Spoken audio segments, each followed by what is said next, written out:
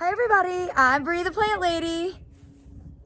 There's Aiden and Vince, and the stars have aligned and we are gonna go ahead and get the sod rolled and removed so that we can put down the soil cube and have the area seeded with California poppies. I'm really excited to get this done. In part, it's to help prevent the turf grass from running recklessly into the bed because that is what the centipede is doing. But also just give us a little bit more square footage. And well, I'm gonna put it on time lapse. So I hope that you enjoy watching our progress.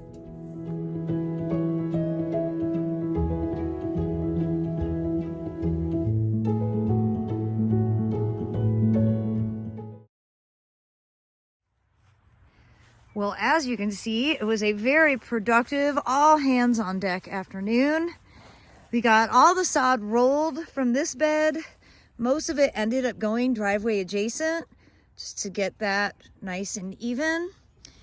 And I went through my hands and knees getting all of the grass that was sort of invading the beds out from the edge. And you can see this is common Bermuda that I'm holding right now.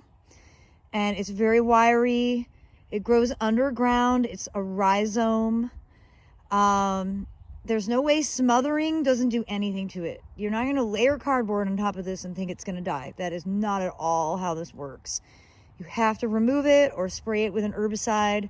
Herbicide only works when it's green, when it's warmer. So this is not the time of year to be applying any sort of herbicide.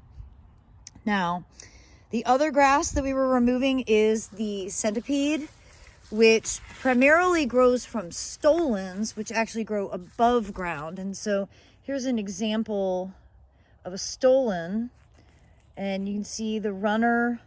It's nowhere near as aggressive as the Bermuda. This is much easier to pull out. And of course, sod cutter did a great job. You can see, that's the thickness that the sod cutter was set at. And it really does a great job of getting all of the centipede roots. But you can see mixed in there is that common Bermuda. And, it's also called wiregrass for a reason because it's very wiry. And it's really critical that you get these roots out, which is why I spent so much time on my hands and knees, literally just going around the bed, pulling it out as best I can. I know that I won't have gotten it all, but at least I did do a solid effort.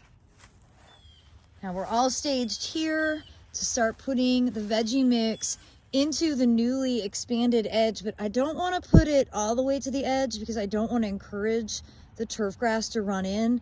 So we're really just going to do a couple of inches, and then we will go ahead and seed with California poppies and just give you update on this bed. We've got all of it rolled. Now all of this just has to get moved. This is all slated to go into the woods to help stop the flow of water when we have big storms. That really causes a lot of chaos. So the turf grass is just going out there, not for the purpose of growing, just really organic matter to make the water flow at a more reasonable rate.